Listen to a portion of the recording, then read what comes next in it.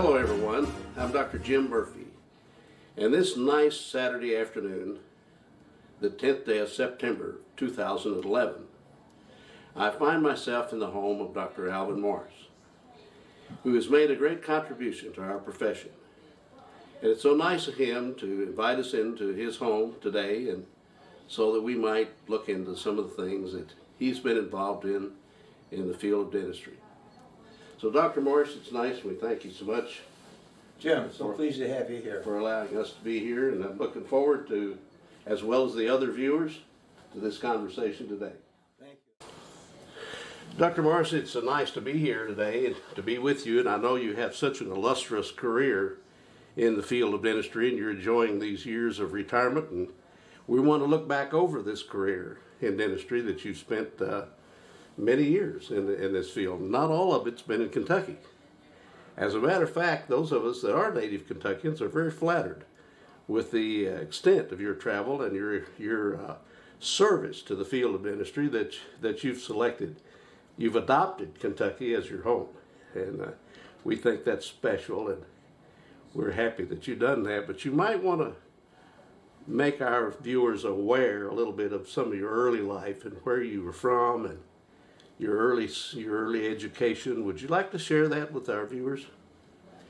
Surely, and in reference to your welcome to Kentucky and so forth, I should tell you that I consider myself very much a Kentuckian. Absolutely. My mother and father are both from the mountains of Kentucky, eastern Kentucky. Really? They married, and as they became young folks, they moved up to Detroit City to the automobile factory, got a job, and finally, interesting enough, they're both from farm children here in Kentucky.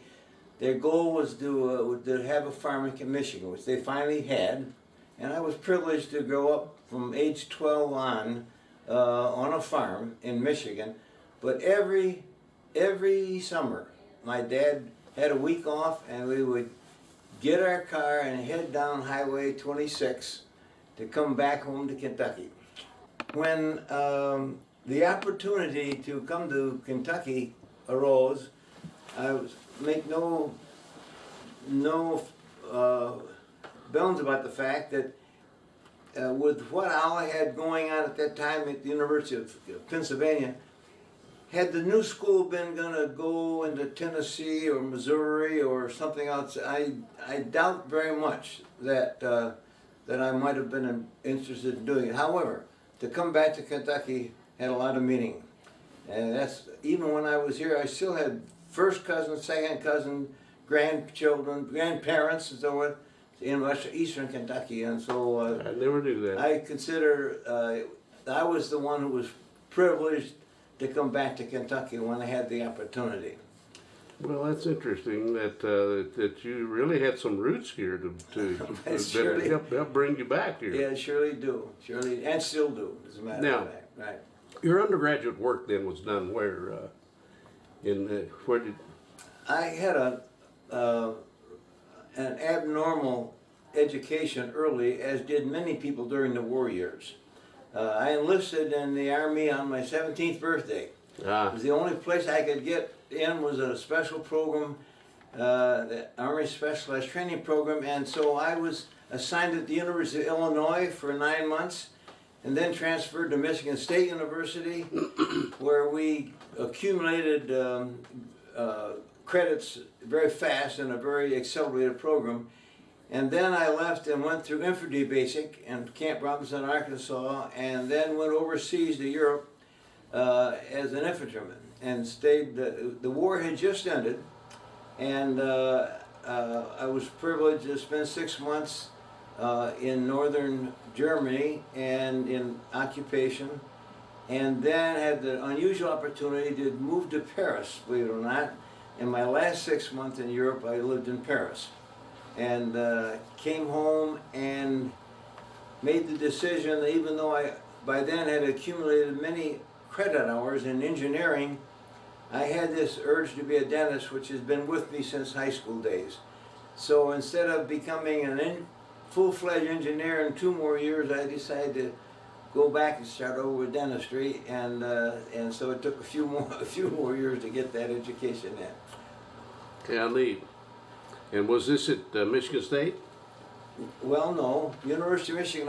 University of Michigan. I had one of my semesters there, but back at the University of Michigan, when I got back, and I had a semester in a summer school of prerequisites to complete before entering University of Michigan, and I did those at the University of Michigan in Ann Arbor, and I will tell you, in addition to that, in earlier years, I had a girl who was a farm girl, and she had a heifer calf she showed in the 4-H shows, and I had a Jersey calf, and I met her when at the Armada County Fair, and I'll just tell you that I married her the month after I got home from Germany.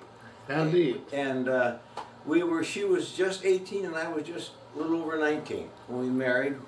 And so we started our life together as students, which I'm almost embarrassed to tell you how long that occupation lasted. I kept going to school when I should have gotten busy and supported my family. So she's been your lifelong companion since that time.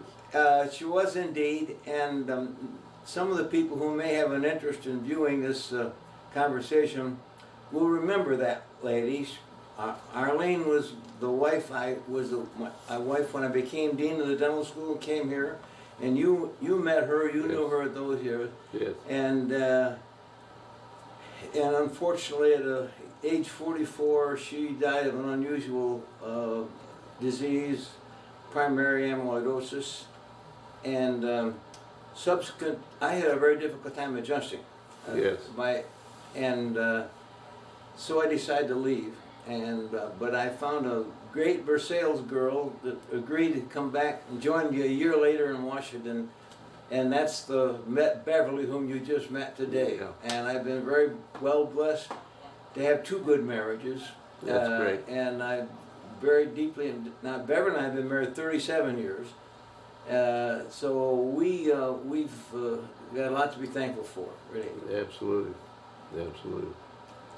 Well, after dental school, so you served in the military before you went to dental school, then? Yes, sir, in the infantry. Yeah, I see. And you spent the last few months in Paris, France. Right.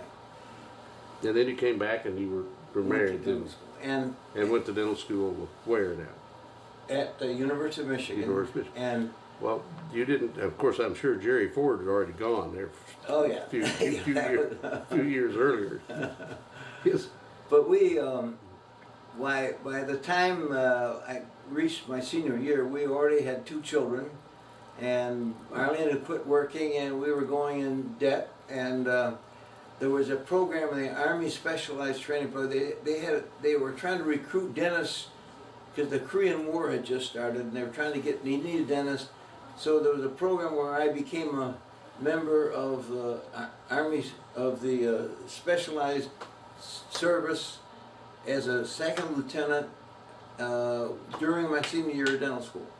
So I received pay and benefits of a 2nd lieutenant in the Medical Service Corps As a senior. As a senior, but I owed them 2 years after I got out. But in addition to that, I wanted to take the opportunity of getting an internship. So I interned in the military, fortunate to have that opportunity. So after dental school, I interned for a year in San Francisco at Letterman Army Hospital, and then was transferred to Fort Belvoir, Virginia, the Engineering Center. And to my great surprise, when I arrived, I was told that the colonel there had received a letter from Colonel Shira then. Yes. Many of your viewers will remember Bob Shira. He was the head of oral surgery at Letterman. Yes. And I had a privilege of working under him for that year. And he was thoughtful enough and kind enough to write a letter that preceded me at Fort Belvoir. And when I showed up, they said, "Morris, you're going to be our new oral surgeon because we're losing our oral surgeon," which was a great surprise to me because I was fully expecting to go to become an operative dentist at that point. But it turned out to be a great opportunity, and I replaced Dr. Emmett Kosich, who was later, you remember, Yes. our chairman of our oral surgery Yes. program Yes. at Kentucky. He was at that time halfway through his PhD program at Rochester, and we overlapped for 2 or 3 months, and he went back to Rochester, and then 2 years later, because of his influence, I ended up becoming discharged from the military and going to Rochester also.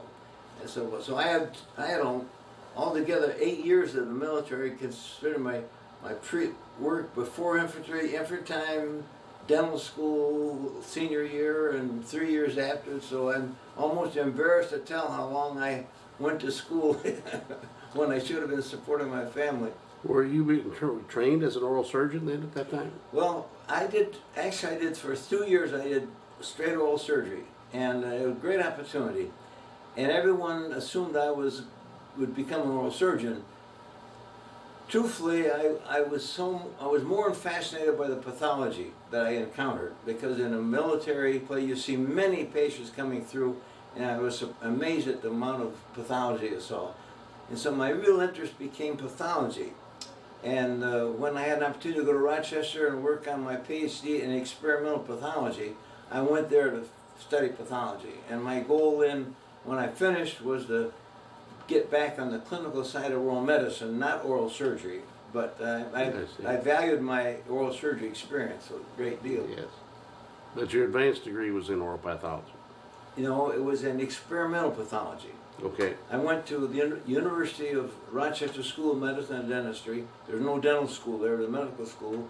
But I was there in the pathology department, and my PhD was given by the pathology department of the medical school. I see. I see. Dr. Shire, since you mentioned him, I had the opportunity to get to know him a little bit. I was seated next to him at a dinner in Chicago one night and had a nice conversation with him there. He's such a gentleman. He wanted to know all about things that I were doing, a younger dentist, that was what was motivating them and so forth, and I respected him a great deal for that and that conversation. And it was there that I learned that he had seen President Eisenhower and took a tooth out for him. Yes, he told us about that. and how nervous he was about that experience, and I've never forgotten that. It was he was a wonderful gentleman and a fine, fine friend. Later on, when I was in the middle of my activities at Kentucky, he became Surgeon General, dental Surgeon General, and he appointed me a consultant to his office in the Pentagon, and I had the privilege of working with him in that capacity for a while during those years. He did this extraction for President Eisenhower, Walter Reed, I think. Yes. He was really uptight about it. He was also, I think, maybe the Secretary-Treasurer, perhaps, of the P.R. Fouchard Academy in later years. Oh, yeah, After he was president of the American Dental Association. He was one of the real giants of dentistry, and I was privileged we exchanged correspondence in the last year of his life. He was still writing to me, and I knew about his wife and family, and so he was a great gentleman. Yeah, he was. Very fortunate to have been exposed to him. So after you finished dental school, then what happened, Al? What happened to you after that? Well, dental school, I interned in San Francisco, 2 years in the military. Yeah. In Belt Boulevard. Then I went to Rochester and got a PhD, and then got an opportunity to my first academic appointment was at the University of Pennsylvania. Okay. And I was head of the oral diagnosis department there, and I had done my research as a graduate student in experimental carcinogenesis in the cheek pouch of the hamster, and was very fortunate when I left there to apply to the National Cancer Institute, and I got a significantly good-sized grant from the National Cancer Institute to continue my oral surgery carcinogenesis work in Pennsylvania, and I had a good lab going there and a technician. My research was going well. I'm enjoying my teaching tremendously. And Lester Burkett was the dean, and I really wanted so much to learn from him because he wrote the first book in oral medicine, and I learned from him. And it was a great surprise when I left after 4 years and came to Kentucky, because I thought that was a premature move. I was too young to really have that happen, but it did happen. So, approximately what year was it you came to Kentucky then? It was 1961. In the 61. fall of 60, one of the then vice president of the new fledgling medical school, medical centers, came to Pennsylvania and to visit with me. And we had a good conversation, and this will sound strange to you, but he did at the end of that time, he raised the question whether I might be interested in the dental school at Kentucky. And I said, you know, you've got a bunch of physicians down there now, and you're looking for a dental dean. And it's a very important decision who you make. And it means so much to dentistry. You got to get the best person you can, and I'm too young. I said, I haven't had enough experience. You can do better than me. And so he left town, and I thought that was the end of it. And then after Christmas, Dr. Willard contacted me and wanted me to come visit and so forth. In February of '61, the Board of Trustees appointed me as dean. And people were rather surprised. I was 33 years old at that time. Wow. And wow. It's amazing that Dr. Willard would offer the opportunity to such a neophyte as that. I just never quite understood why he would make a decision to offer me that opportunity, but he did, and as it turned out, I think it turned out all right. Well, I think it certainly turned out all right. The Kentucky was the eye of all education and dentistry at that time. But I think that's true. You know, we were talking earlier, Jim, about this coming up to be the 50th anniversary of the dental school. That just seems, that blows my mind.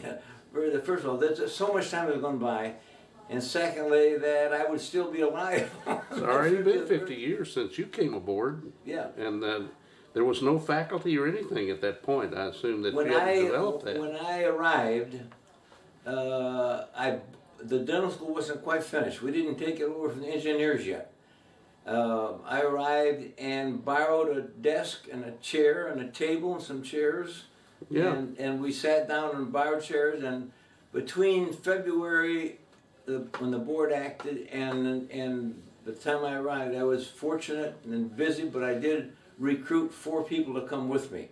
So on the 1st of July, 1961, Harry Bohannon came from Washington State, University of Washington, and Mike Romano came from Pennsylvania University, and Roy Droscher was a Maryland graduate on the faculty of Penn. He came, and Steve Dietze had completed his work in pathology and was at the University of Oregon at the time. And Danny Deal, a wonderful man, was the assistant lab director in the prosthetic lab at Pennsylvania. And I talked him into coming here and becoming director of laboratories for us. So the 5 of us sat down on the 1st of July, 1961. 61. Mm-hmm. And you had a class that entered in September or so of '62. We were committed to the state and the governor and God to start a class in '62. We had 14 months. Wow. And no equipment, no curriculum. The building was empty. There's nothing in the building. And it was wow. What a challenge. A lot of this, I say, was maybe sound a little bit immodest, and I don't want it to sound that way, Jim. But one of the smart things I did was I asked Mike Romano to equip the building. I remember that. We've got an empty building, and we've got to start a class in 14 months. Get us equipped. So, fortunately, I will tell you, money was not a problem then. The money was plenty to do that. Yeah. So Mike went to work building the building. I told the Harry Bohannon, I said, will you take care of admissions? We got to, they didn't even know we were here. We had to print an application blank. Yeah. And get it around, and if we and ask if he would do that. And I asked Steve Dietze, I said, Steve, my perception is the first thing we do in Kentucky, we want to do something for the profession. Therefore, we're going to start a continuing education program immediately. Because at that particular point, Jim, if you were wanting to leave Richmond and go take a continued, you had to leave the state. There was no continuing education program in the whole state. Yes. So Steve, Steve took that over. And then I asked Roy Droscher if he would be the one who jumped on the curriculum and help me with the financial work. So if I did anything right, I asked, and they did a wonderful job. And we were so busy then, Jim, there wasn't any time to second guess anybody. We didn't have a committee meeting and say, well, let's have a meeting and discuss whether to put blue or green dental chairs on the third floor. Well, Mike made those decisions. Right. We didn't have any time for them. We couldn't. No committee meetings here. And Harry, he went out and he recruited first class, and we didn't have an admissions committee that sat down and reviewed it. Harry picked. The only thing I would say about Harry is, in that process, he surprised me when I found out he'd accepted somebody for the first class that was older than the dean. Yeah. But there was no time to second guess. Things had to move so fast to get things done. So we didn't take any straw votes, and then everybody just grabbed on and worked. And it just never occurred to me what a monumental task that you had. It was extraordinary. And I would have thought you'd been here more than just 14 months. I'll tell you, Sunday night at 11 o'clock at night, you could sit out in the parking lot and spot everybody's office light was still on there. Everybody worked tremendous, and their wives. I never talk about the past without stopping and acknowledging the extraordinary role my wife played in my career, and actually in the start of the dental school. It's just amazing. Well, she had to have been a part of it. When we recruited, we brought people in that we wanted, and often they bring their wife, and my wife played such an important role, but so did all the other wives. We would have a meeting at our place, and all women would be potluck, and we didn't do it. And I can't overstate the importance of the role that my wife and the other wives played in starting the dental school. I'm forever indebted to them for that. I said, there's a picture of me somewhere in the dental school, but there ought to be a plaque put up somewhere to my wife because she played such an important role. I understand that. It's nice of you to acknowledge her for that. Yeah, well, I owe her a lot. And she's the same girl that raised a calf with me in the Armadas Fair. So we did all this together, all these years together. Right. Unfortunately, just in the good payoff years, when life got a little easier and we had a little bit more money in our pocket, is when she got her disease and died. So what a shame. I felt so badly because she went through so much to raise our kids, and when the payoff time came, she missed that. And it's always been a burden to me. Well, we have no control of that. No, you don't. That's true. No control of that. But I'm awfully thankful to have another wonderful wife. Yeah, that's right. Well, I was just getting out of dental school in 1962 when all this was taking place, and too young in my career to realize the things that were going on. But I would like to say this on behalf of the school, University of Kentucky, that in 1962, and Steve Dacey's program of what you provided for the profession has been long remembered. There has never been anyone before or since that promoted continuing education as well as Steve Dacey did. Absolutely. I can say that unequivocally. Absolutely. He was known all over the state. Everyone knew Steve Dacey. And he'd have numbers that they came to those programs and those courses. And a wonderful service to the dentist. We brought some fine clinicians in, so people like you would come in, and then Steve would start out by talking about the school and what our goals and give them tours of the dental school. And that was the early days before the building was even filled up yet. But he did a tremendous amount. He did. That was a super contribution he made in that. He did. He just was a real PR person to start with, and he had that uncanny memory. He knew everyone. He also played an important role in our acceptance in Kentucky. Yes, he did. And I'll tell a story for the record because many of them will remember it. In the fall, '62, we were invited to the Bluegrass Dental Society. To Louisville Dental Society. Okay. This was the Bluegrass Dental Society, excuse me, Bluegrass Dental Society. And they had the biggest attendance they said over 100 people were there. But it's interesting, there were only 5 people that had not been in our school taking continuing education course. And Steve has had that extraordinary brain he had. He knew all these people. So when I walked in that night, he said, "Al, there are 5 people here I don't know. Before this dinner's due, you got to introduce me to them so I know them." So I worked it out and I went around and introduced them. Well, you may remember this, Jim.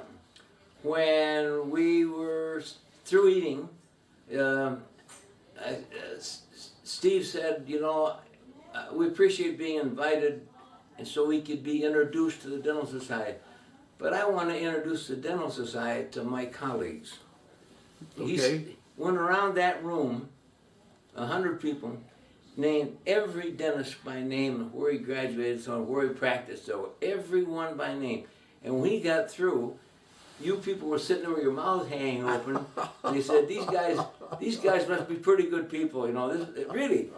The attitude of the whole Bluegrass Dental Society about us and our dental school was affected by what Steve did that night. I do remember that. I didn't remember what dinner it was and what the meeting was about. Yeah. But I knew Steve did that because there were a certain amount of them that he did not know at the beginning. People never forgot about it. That was a fantastic demonstration. First and last name of everybody there, and a phone number every now and then. And that started to change the attitude. They said, well, these guys must be a pretty good bunch of people, It was very important. Those are the things stories that are at the bottom are very, very important, but people don't really understand. Oh, that's exactly right. Wow, I do remember that. Well, tell me a little bit about some of the faculty members that you recruited and when you got this class off, and how many did you have? How many students that first year? I started with just me, and then I had 4 colleagues. And then by the time I finished, I had 65 full-time faculty people. You and the 4 colleagues that came down, to start this. That's where. Name those again. Bohannon, Daiches, and Romano, and Roy Droscher. Those were the 4, and me. Okay, and then Deal came later. Deal came with me. He wasn't faculty. He was director of clinics. So there's 5 of you. Four dentists and Deal. Yeah, that's right. We started out with that, and when I left the dental school to go to the vice president's office, we had 65 full-time faculty. Well, now you have this book here with you. That's they're announcing the celebration next year, the 50th anniversary. Yeah. And inside there's a picture. Is that the picture of the? Well, that's right. That picture there are the original 5. They call us the core faculty. Is that the core right there? That's the core faculty right there. Yeah, they are right there, and they're very important to my. Unfortunately, Roy Droscher died fairly early. He died in a routine open heart surgery program that happens all the time, and he died in surgery. Mike Romano died last year. Oh, he lived right here in Lexington. Yeah, he died last year. So there's still, believe it or not, Harry is 84 last Tuesday. And Steve Dacey is 4 years younger than that, and I'm 84 now. And Danny Deal died 10 years ago. So Dacey's 80 years old now. Yeah, Dacey was the youngest of the. He's a remarkable guy. Of course, I worked 8 years, I believe it was, in the Department of Oral Diagnosis as a part-time with Steve Dacey. And that had a lot to do. I want to not only say to you, but your colleagues, being accepted by the Bluegrass Dental Society was very, very critical. If the Bluegrass Dental Society had been against us or tried, we had enough people in the Kentucky Dental Association who weren't happy about our being here. Yeah.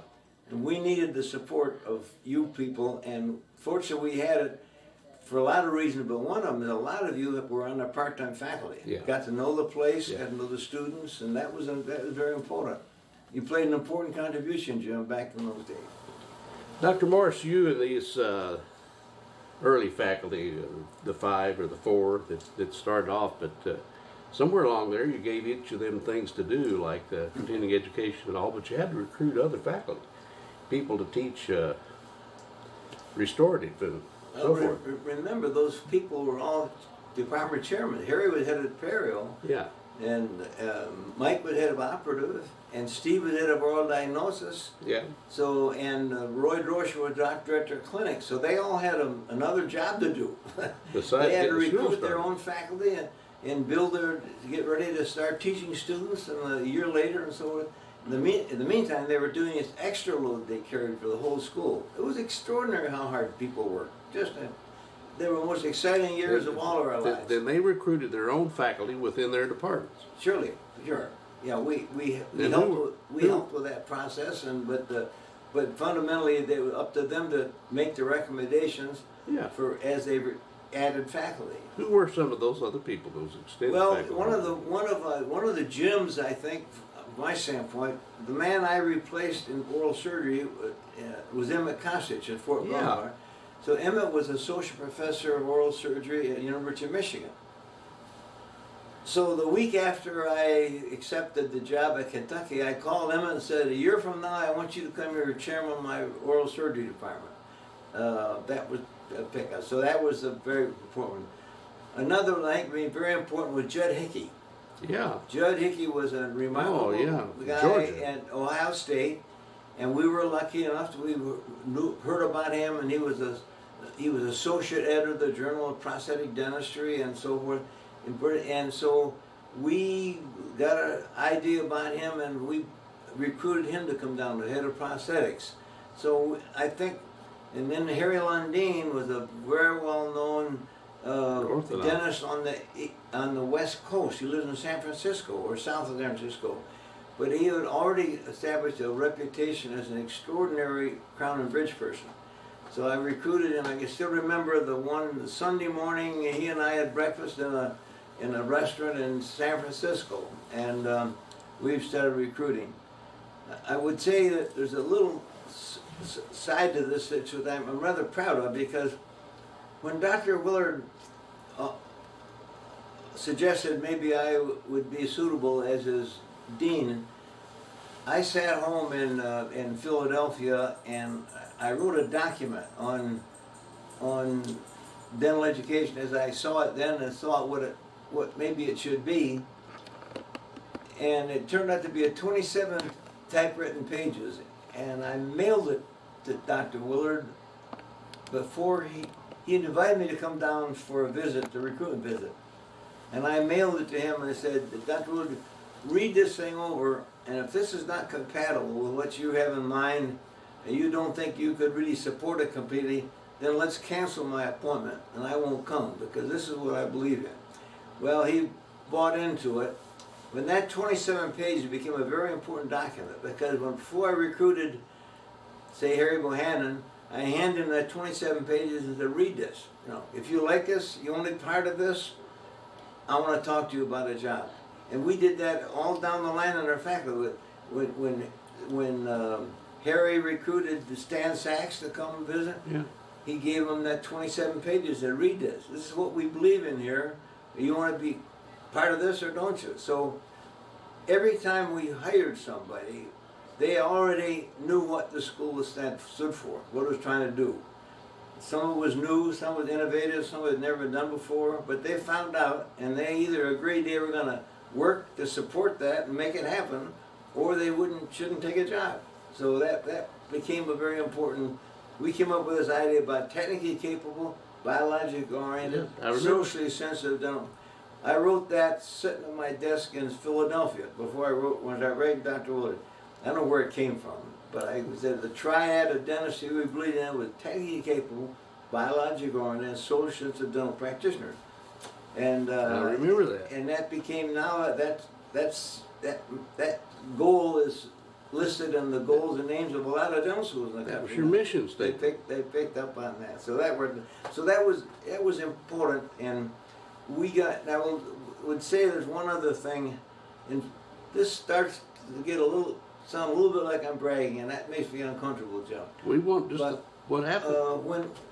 when everybody kind of knew about Kentucky, we were pretty hot at those days, and new things were happening, and plus we were a bunch of young guys. It wasn't really young punks done around the dental school more, but our attitude was these people were really interested. They thought, this, if I can get a job there, I'll get a lot of attention on me, and I'll learn a lot, and so I figured if we could get somebody, and I could hire 65 people from nothing, I could replace anybody.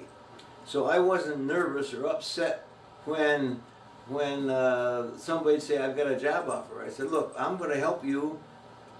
You're going to be too big for your job here before very long, and I'll help. So when I left the deanship, there were 17 assistant deans, associate deans around the country in dental schools. They'd come through the Kentucky program.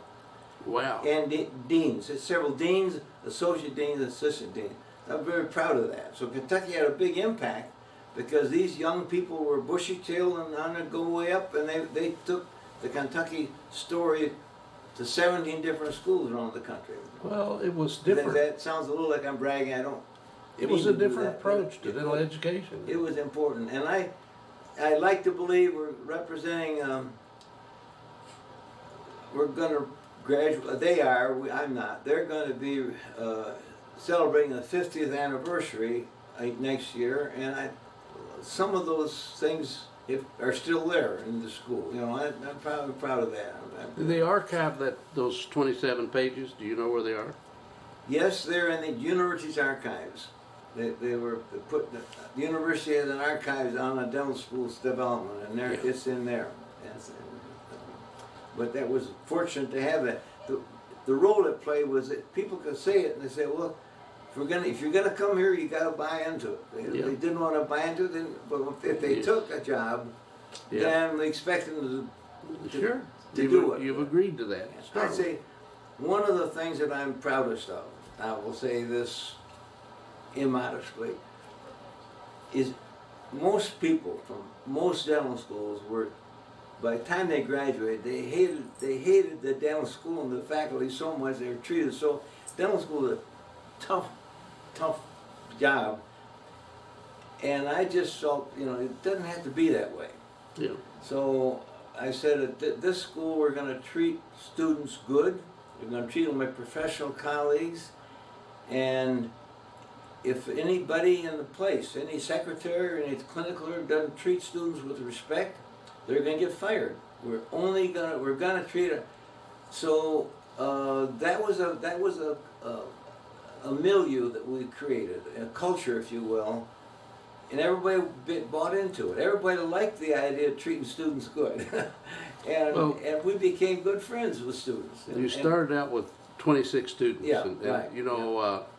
I started as a part-time faculty member about the time that those students were getting ready to graduate. So I got to know all those fellows. Well, good. So I look around and I noticed Bob Goes, for example. He's retired now because of his health. Great oral surgeon. Great oral surgeon, and some of these other fellows that are still around, they've all done pretty well. Herman Blair and endodontics. Right. Yeah, you're right. Well, they were a pretty special group of kids. We remember them with a great, and when what's his name? The one who died recently. Well, I'll think of it. But we felt very close to those students. Well, of course you did, because you were all these methods, if you will. You were trying this on these new students. You wanted to sort of hand feed them. Yeah. And see how that all worked out. Okie Newsom, that's what I'm thinking of. Oh, yeah. Okie Newsom was a wonderful young man. His wife was so good. And unfortunately, he died of pancreatic cancer, early death, but he was in that first class. And very special guy, I'll tell you, they really were. Yes. As a matter of fact, you remember Porter Richmond quite well, who was my partner for several years. I didn't know you and Porter graduated. Practiced together. Yes. I didn't know that. For 11 years. Is that right? And Porter's still alive? No, Porter died a couple of years ago. he developed tunnel syndrome in his hand and was out for quite a while. And Okie Newsom came and treated his patients while Is that right? he was out. So Well, I got bless to his know heart. Okie, a wonderful, wonderful fellow. Just a great guy, a fine dentist. You know. yeah. I'm so proud of him. Yeah. But, you know, Al, when you look back and you start a thing like that, any kind of endeavor, any kind of school, there has to be political ramifications behind any of those kind of things. And are you at liberty to speak about any of those things that went on in Frankfurt and the funding and all of that, and some of the committees and things that were set up that dealt with some of that? I think my perspective on that question might be interested in some of the people from the earlier days. As you know, there was a great feeling in the dentists of Jefferson County and the faculty down there were opposed to the thought of a new dental school in Lexington. You're aware of that. Yeah. As a matter of fact, Dean Raymond Myers had written a very impressive article in the journal, the Kentucky Dental Association Journal, on why they should not start the dental school, why the state should spend the money on the University of Louisville, which is a perfectly legitimate request he was making, but there was a strong opposition to. We might remind the viewers that at that time the University of Louisville was not part of the state system. No, that's right. They were a municipal university. That's right. They were the last municipal dental school in the country. They really were. So it made the issue a little different. I can understand. There was this very strong sentiment at that time. Remember, Jim, 98% of all the dentists in Kentucky were graduates of the University of Louisville. Right. So we started with the whole dental profession of skeptical of why they should spend the money at UK and there'd be too many dentists, and they were really negative to it. So that created a very complex political problem for us. One of the directions that I'm going with this question a bit is probably some of the attitudes that Governor Chandler had toward establishing a medical center, if you will, in Lexington. You know, I've been told anyway, in those days, he always felt like he called his wife Mama, you know. And yeah. He said, Mama and I need a good hospital, you know, close by. And of course, he was responsible for the superhighway, if you will, from Versailles to Lexington back in those days, because he and Mama needed a good road to travel to the hospital. And he started the hospital, and I would assume somewhere in those negotiations, someone said, if you're going to have a medical center, you're going to have a dental school go with it. That's right. Were you a part of any of those negotiations? No, that preceded me. Preceded. Lyman Wagers, you may be aware absolutely. that Lyman Wagers was one of the people that were politically active at that time. Yes, he was. And matter of fact, he was retired down in Laurel County somewhere, and he wrote me about and sent me a little bulletin which he'd done and so forth. And he played an important role. There were some dentists in Versailles too. I think it was Frank Watts. Watts was known politically, kind of, and so forth. And there's no question that at a rather critical moment, somebody had the right kind of Vince Barr might have been part of that too. You're absolutely. Vince the was right kind of influence on Happy when he made the decision. Yeah. And he continued to be a very strong supporter of the University of Kentucky. When they made a decision, that's what put the pressure on Dr. Woodard. Dr. Woodard was committed, and when we had to get this dental school started. Dr. Woodard made the promise that he was going to start that school in '62. So that's one of the reasons we had to rush and get going. Yeah, he was over the medical center. Well, the interesting thing and an important thing, Jim, is that Dr. Woodard was the first vice president of the medical center. Yes. And also dean of medicine. Yes. Now that's a very important point, because he had ambitions for his dental school, he had ambitions for the medical school. Yes. So when I dealt with him, he wore his vice president of the medical center's hat.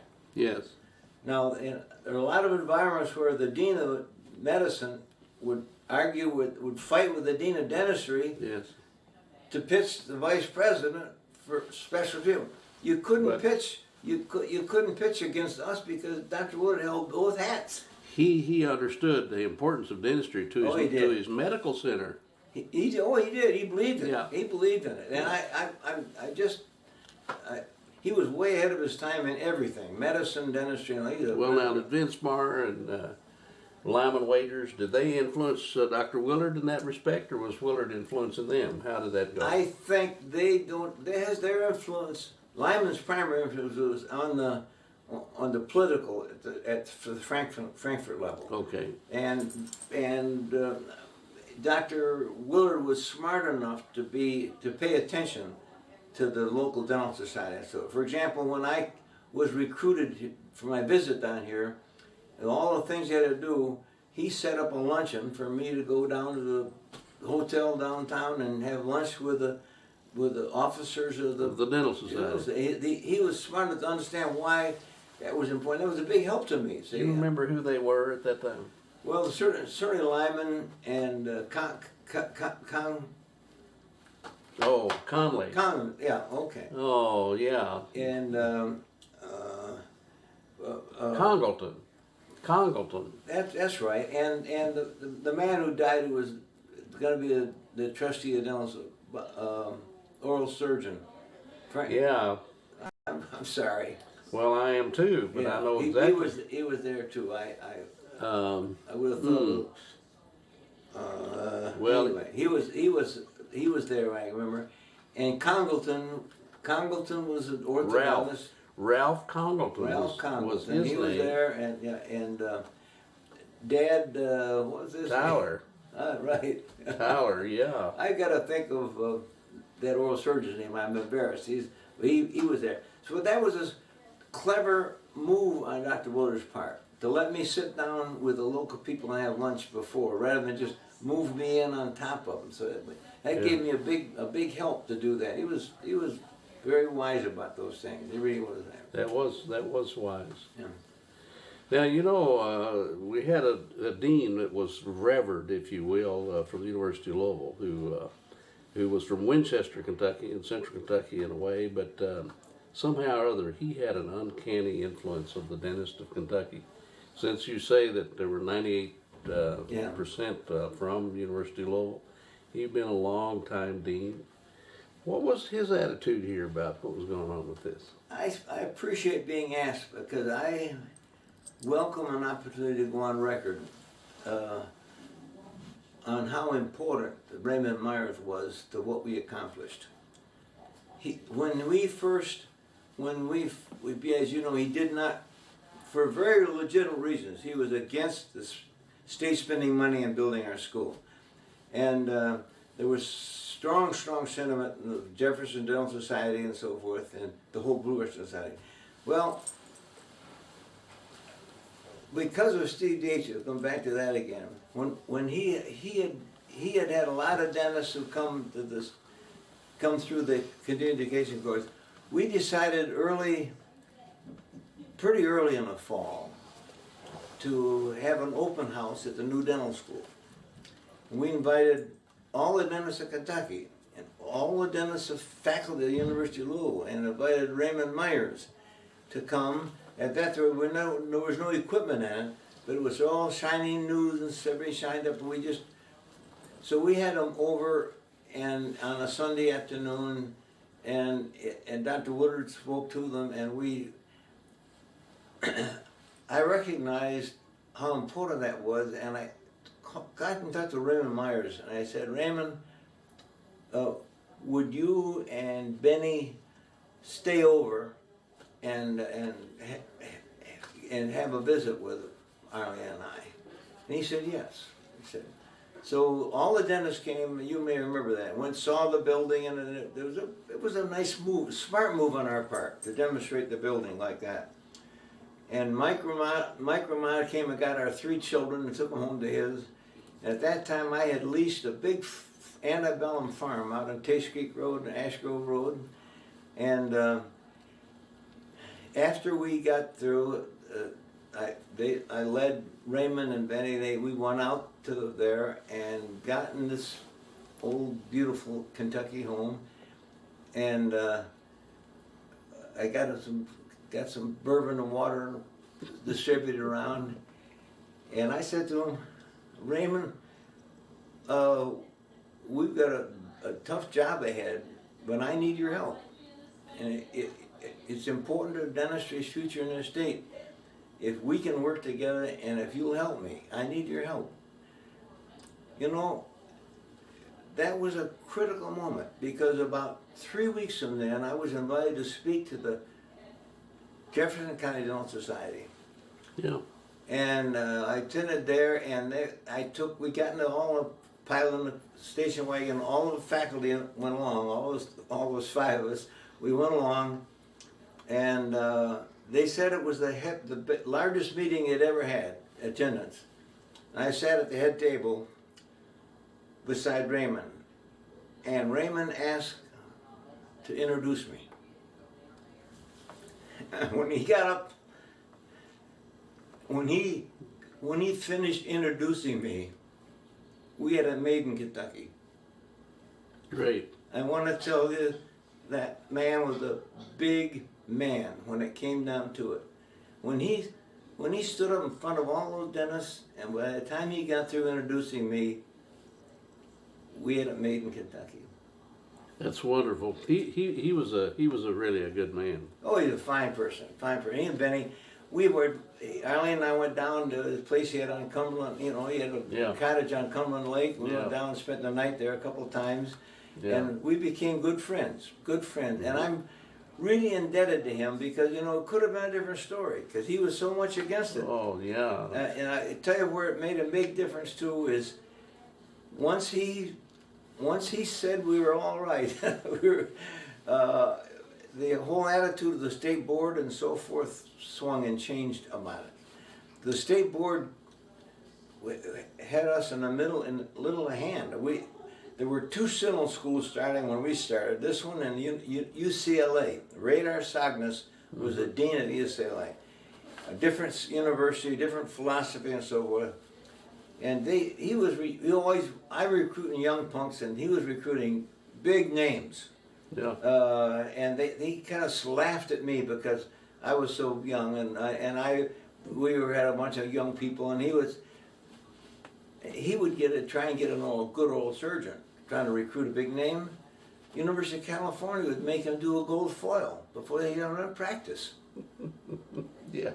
And you know, they hadn't done any operative dentistry in years. They were oral surgeons. Right. And the prosodontic chairman, they'd have to do foils and stuff. Anyway. This was for the school at UCLA. Yes. Now state board had it in their hand to do the same thing to us here. I recruited Judd Hickey down from top prosthodontist, youngest, bushy-tailed, one of the best prosthodontists in the country. But hell, he hadn't done an amalgam restoration in 15 years.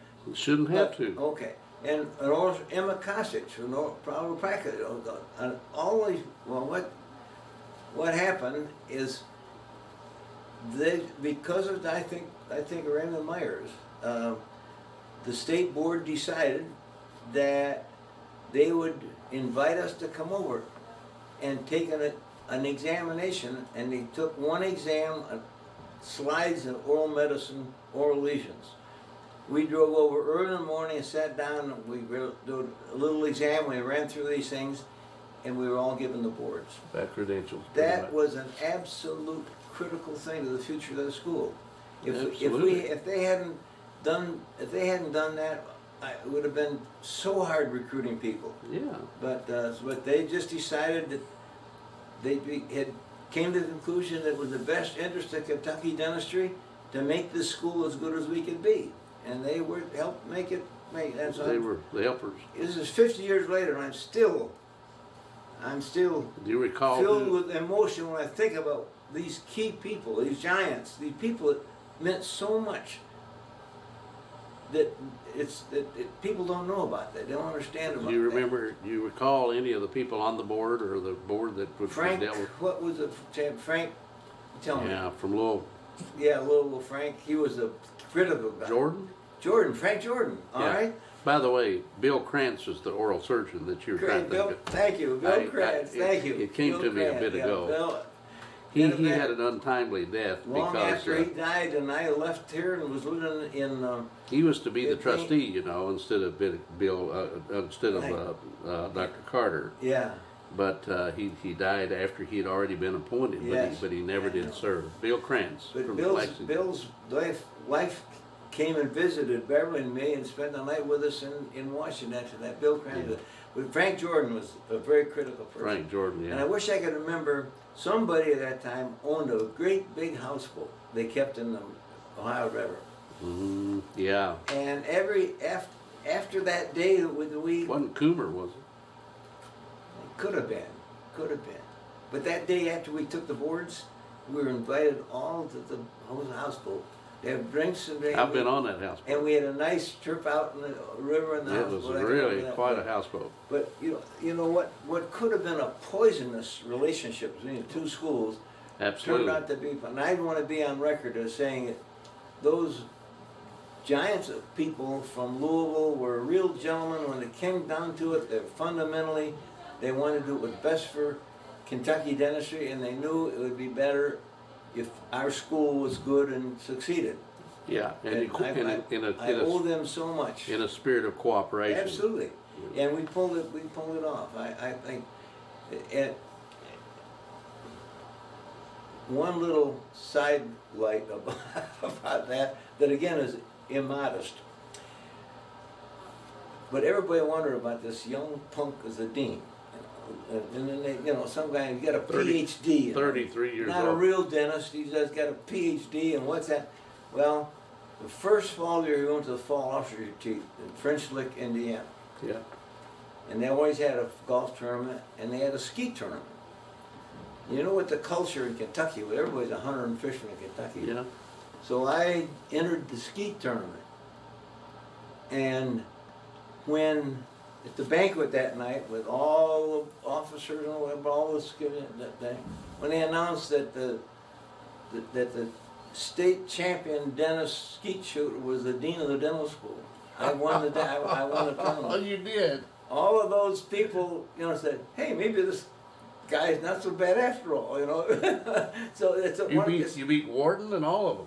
Yeah, I was the top shot of the day. Yeah. And the reason it was important is in the culture of Kentucky, where people hunted and fished and what, they changed a lot of people, I think, changed their mind about me, and they said, well, he must not be such a bad person after all if he can hunt and fish and stuff like that. Sort of amazing how all of that sort of just kind of went together, didn't it? It was the Lord works in mysterious ways, and I'm so thankful. We were blessed in so many ways. So many things happened.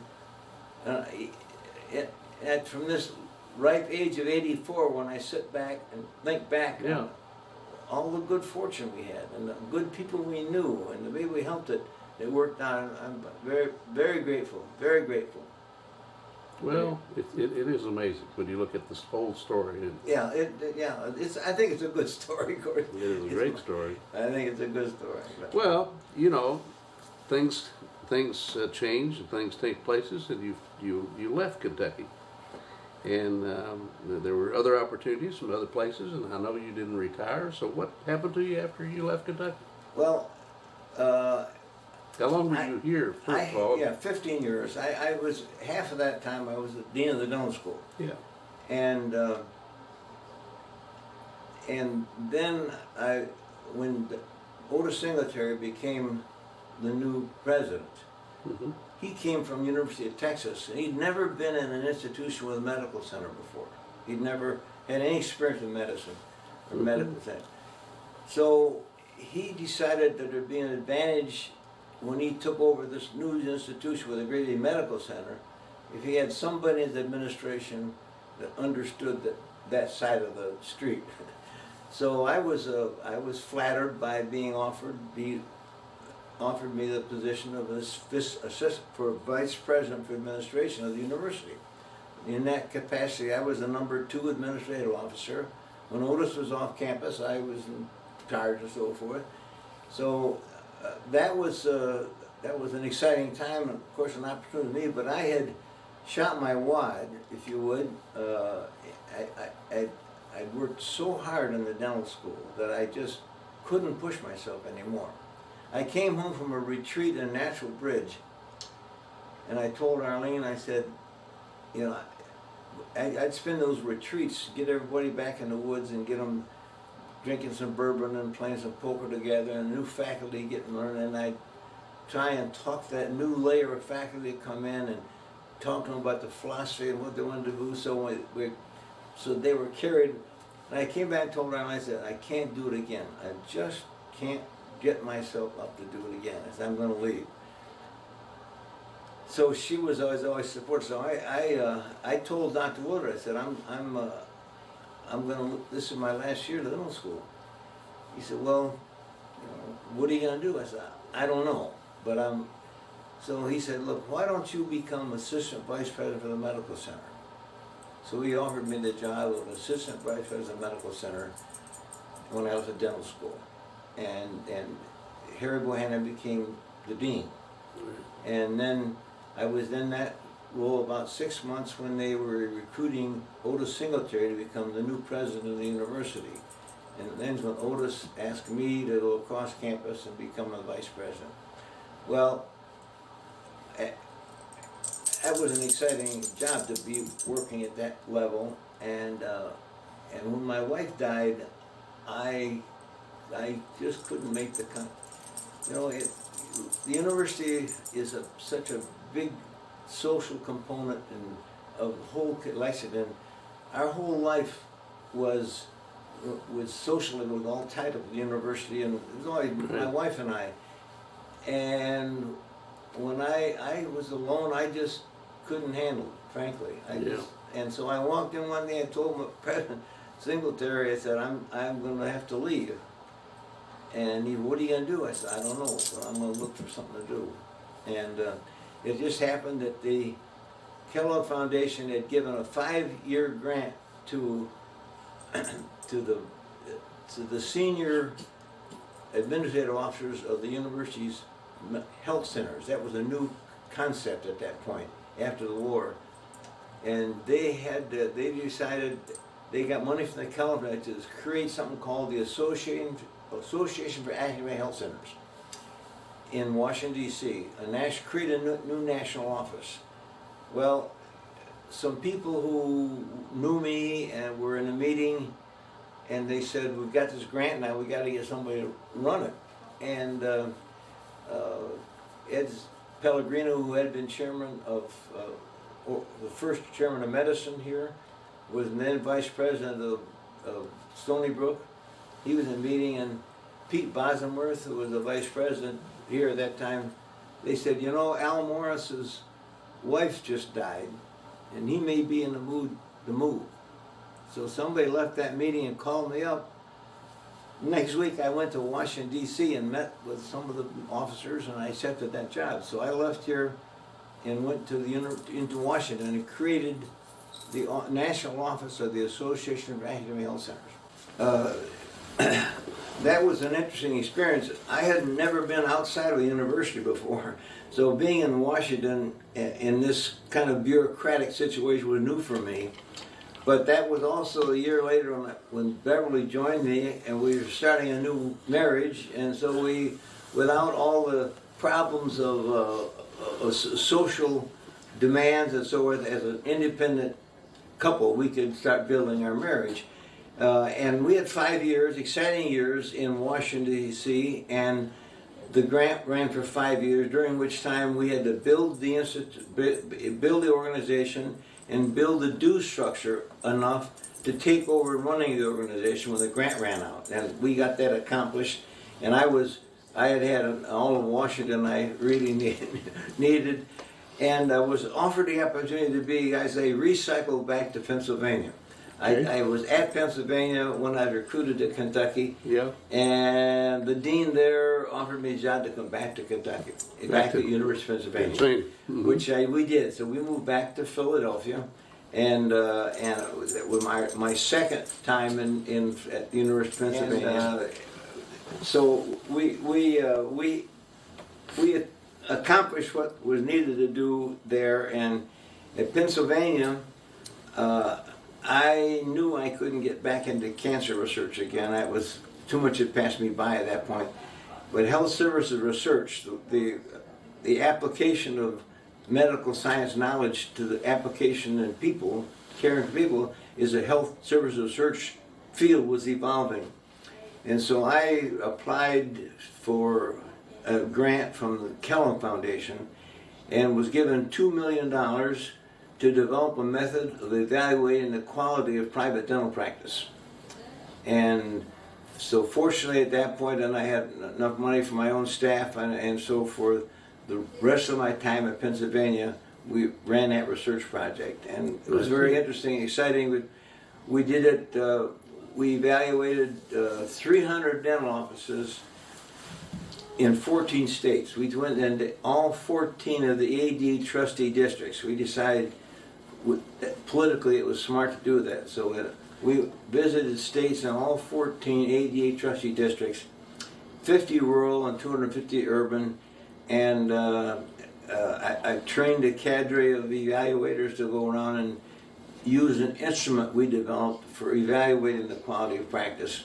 And that was very rewarding and interesting, and published a number of papers from it, and finished that, and had a desire to do a follow-up piece and go back. We take a certain number of people and do a second visit and see what impact it had on your quality of practice from having been visited once and informed of how you did.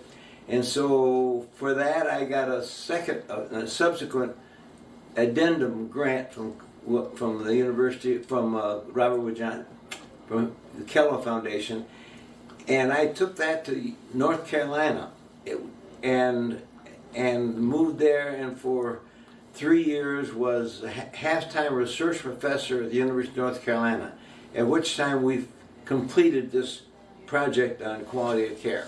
And then at the end of that time, Beverly and I took early retirement. I was only 60 then, and we bought a little place on the South Carolina coast in Pawleys Island, South Carolina, and moved down there and started playing golf, and had a good time until circumstances led us to come back to Kentucky. I see. Well, now, at one time, I think at least it was rumored anyway, that you owned a farm here in Kentucky. That's exactly right. I'm proud to say that. I like the way that sounds. When in the latter years of my time here, I had an opportunity to. My wife was a farm girl. Yeah, she wanted to raise the calf with me. Yeah. She wanted to get back on the farm, and so we bought a little farm surrounded on 3 sides by Hillenmeyer nurseries. Ah. And I created a little farm there, and I built a little barn.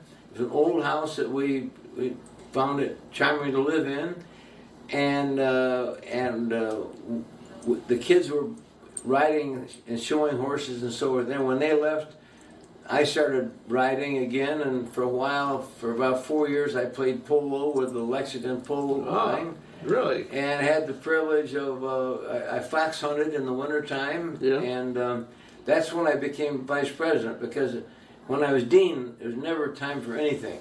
Yeah. But I became, actually, it's easier to be a vice president of a university as a dean of a dental school, I can tell you that now. So we had a good life. Our kids went to college and so forth. So we had those were very, very happy years. A little farm, I thought the world of it. We had just enough horses. We got a mare, and we bred her, and I became a big thoroughbred horseman. We foaled a foal, and I raised it and sold it in the Keeneland sale. Really? Yeah. So I thought I was a real horseman at that time. Real Kentucky horseman. Yeah, right. Those were great days. Neat. Well, somewhere along in the American Dental Association recognized your work in research, and you were bestowed a real nice honor from the American Dental Association. Tell me a little bit about that award. I'm not familiar with really what it is, but I know it was a very nice award from the American Dental Association. I won the Distinguished Award, ADA Distinguished Service Award, for what year? I can't remember exactly what it was now, but that was a very high honor. Unexpected. John Bomba was the president at that time, and I was his nominee to get the Distinguished Service Award, and which I was very privileged to do, and it's one of the highlights of my profession to know that the ADA recognized me that way. Well, it was a very coveted award. Yes, it was. And it was nice that you're the holder of that award from the American Dental Association. I'm very grateful for that. Yeah. Whether I earned it or not, I'm very grateful for it. Absolutely. So, John Bomba, did you get to know John Bomba very well, or when you were in Pennsylvania? Very well. He was Associate Dean of Temple University in Philadelphia, and of course we had a relationship between the dental school at Pennsylvania and Temple. But the main thing about John, when I had this grant from the Kellogg Foundation, I hired John's daughter, who was a hygienist, to be my assistant business manager, and she worked with me for that 5-year period, and played a very important role. We became very good friends, and I got to know John better during that time as well. So well, I got to know John pretty well, mainly through Joe Jones. You may or may not realize that Joe Jones and his wife. No, I wouldn't. I didn't know that. They became very close to John Bomba, and visited. Of course, Joe Jones, was the vice president of the American Dental Association. Yes. Sometime there, and got to know the Bombas, and I got to know John Bomba a little bit through He them. was a very interesting, good guy. Well, I teased him a bit about Kentucky Country Ham. I don't know if you know that. The Bluegrass Dental Society used to have a hospitality suite in the old Galt House when we held our meetings down there, and some of the fellows would bring up 2 or 3 country hams and slice them in the hospitality suites throughout the meeting. And I don't know that John Bomba had ever partaken of Kentucky Country Ham before, but he sure became addicted quickly. He made hay, as you well know. John liked to eat. Yeah. And he stood there for quite a while, and he just was constantly getting the nibbles off the country ham. So after that, when I would see him, even at a distance, and he'd catch my eye, I would just go like this, and he'd just break out in laughter because he knew exactly what I was talking about. He had been the country ham. Well, Beverly and I knew them and Thelma well because I was active at that particular point when he ran for the vice presidency. Yeah. Ran for the presidency of the ADA. So we were at the meeting where that vote took place, and we were able to play a role in the entertaining in his hospitality suit and so on, Yeah. which was a great privilege because I believed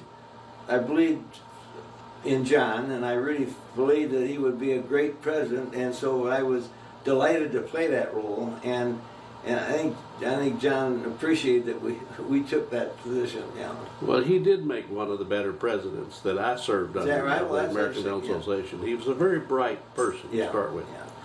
John was very, very bright. And disarming, kind of soft-spoken, easy, but very tough and strong. He's the only person that I've ever seen that could chew you out and make you like it.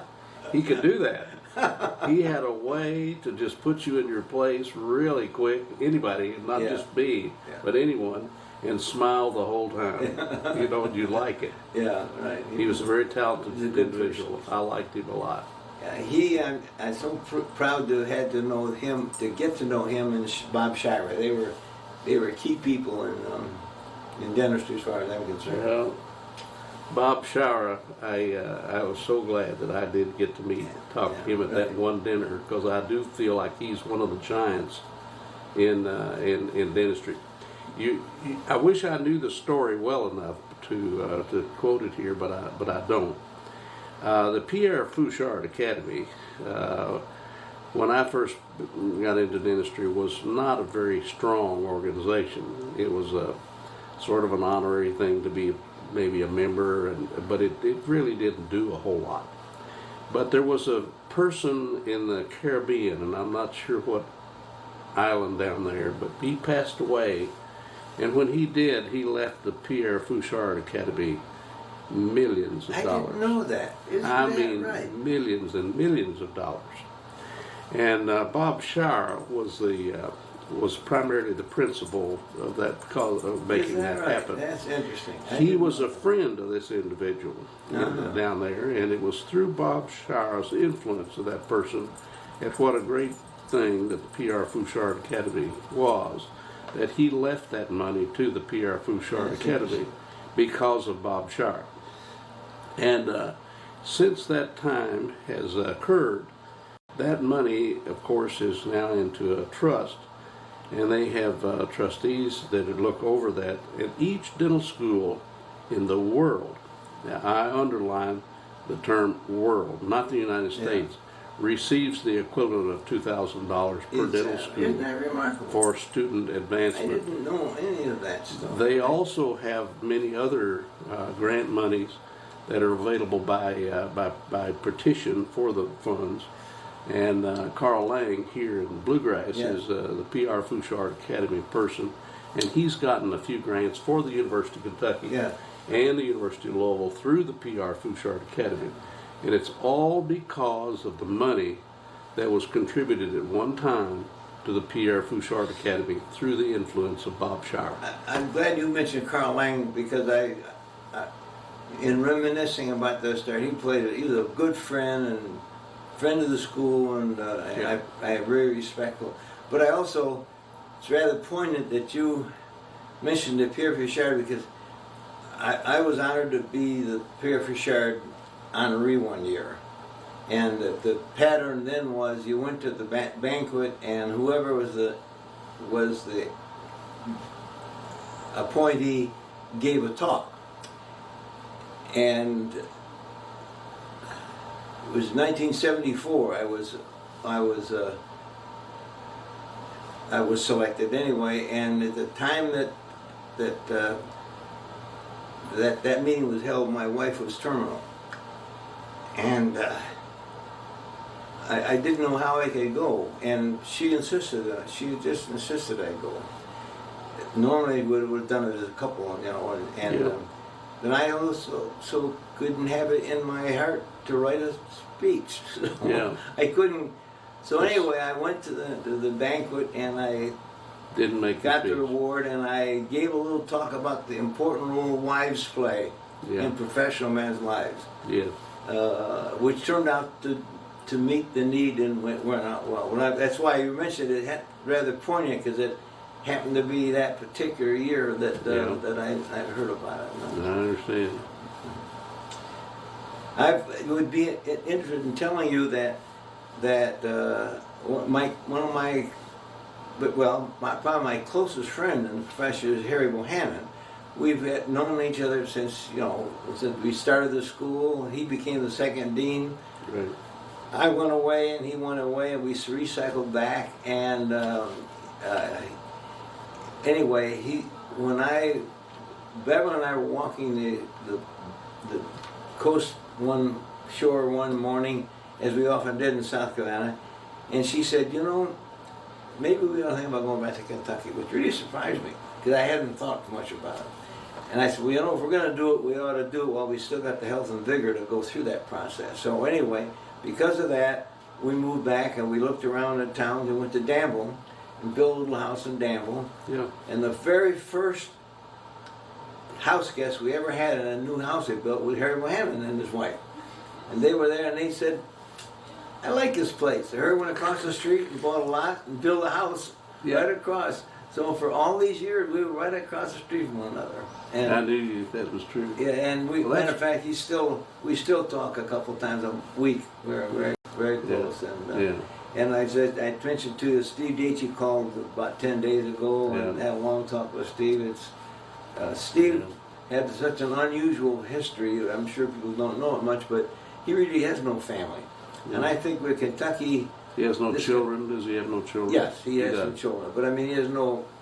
His Oh, I know. parents were in Europe, Yeah. and Right. I think in a way that early group in Kentucky is kind of as much family as he kind of has now. So He finally did locate an uncle or something, didn't he? It was Yes, played well, with a symphonic orchestra in when Europe. he was in Europe, he'd come to Canada from. He managed to get into Italy and to Canada. He had an uncle in Canada. Yeah. And that's how we got to Canada. And Steve, everything he did well. He did. And he became a top ping pong player. Oh, I know that. And he practiced ping pong, and he went to Portland, Oregon from Canada to become in a tournament, a ping pong tournament. I didn't know And that. that's how he decided to go to dental school in Oregon and Really? change his citizenship. Yeah. A lot of interesting stories like that. Well, Steve was special. You know, I still remind people about what an unusual mind he had. Oh yeah. But you know, Steve was so special, though, that he recognized that having that mind that he did was a gift. Yeah. And I never have forgotten how he dealt with other people in the department, such as myself. And he looked at me one day and he said, you know, he said, I really do have a gift in my mind of memory that other people don't have. And he said, I consider that a gift. Yeah. But he said to me, he said, but you know, you have some things that you provide to the students that I can't give them. And that's the fact of practicality, of how you practice and that you're working with patients. And he said, I can't give them that. So he was uncanny how he built the other members up for their talents and how he took all of them to make it work. And he was good at that. Well, we've been fortunate to be associated with a lot of wonderful people in the profession. I feel very grateful, very grateful. I'm flattered to be numbered among the people that you sit down and talk with. I think. Well, it's been really interesting in talking to all these, and we're going to, of course, need to wrap our conversation up a bit. But I think before we do, I'm going to ask you this question: with the fact that you've had such a career, a variety of services, if you will, in the profession, but I can remember mostly your influence on students, young students, and we have such bright young people coming into the profession today, and I'm envious of every one of them. Do you have any words that you might place on these new students coming into the profession of dentistry and how they might position themselves to get out of it personally the rewards that you have out of a wonderful profession? You're touching on a very, very important current issue, because many people lament that practical dentistry become more of a business, than a committed service. And I personally think that the faculty that we were fortunate to have around were examples of what the students would aspire to be. Good human beings, cared about patients, really cared about patients, and so I think I wish I had some real jewels to present, but I think more than anything else, it's to remind us that the only justification we have to be a special profession in this country is we meet our responsibilities to society. There was a time when this country was starting, that education was always considered to be very, very special. When we had fighting the Indians in the Northeast, and they would let people stay back inside the walls that were safe to teach their children, because they place such a value on that. There's always been a high value placed on the education of youth. And when you consider the fact that we put on a white coat in a nice, cool or warm place, the case may be, and carry out our function, it's only because society has decided to preserve a place for you and a haven for you to be. The society is the one that gives you the privilege of wearing a white coat in a cool office and waiting on patients because they decided you're that important. They go out, other people went out and fought the Indians and left the teachers behind to take care of the kids. So, and again, I think a key thing I'd say to young people in dental school is, you know, being a dentist is not a divine right. You don't have a right to be a dentist. The only thing you've got a right to is have a reasonable opportunity to use your skills to help people. That's the only you really have a right to. It's not the profession wasn't divinely created just to stand by itself. It only can justify what it is because it responds. That's a little corny, I know, but it sounds a little bit like a kind of speech I used to give to dental students anyway. You know.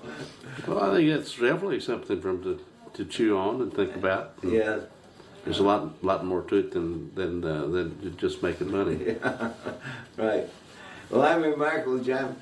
The fact that you're still practicing every day, I think that's wonderful. Obviously, you love the profession and love your patients, and because you have the option, I'm sure, is staying at home and having a third cup of coffee in the morning if you wanted to, but you want to go to that office. I think that's perfect. That's remarkable. I like the challenge. Obviously, you do, indeed. Yeah. And it's always been a challenge. You know? Yeah. Yeah. Well, I'll remind the viewers again this afternoon on the 10th day of September of 2011, and that happens just to be one day short of the 10th anniversary of the World Trade Towers. It's very a lot of patriotism going on in the country at the present time, and we've had a wonderful conversation here this afternoon, and both of us, I think, have enjoyed talking about old times and dentistry. Indeed. And Dean Morris has meant so much to Kentucky and the profession of dentistry, not only in Kentucky but throughout the United States. And we want to thank you for sharing these memories with us. Thank you kindly. I'm so proud to be a part of your program. Great afternoon. There's a lot of years we've been friends. That's right. And I'm proud of that. Thank you so much. Nice to see you. Thank you very much for being with us.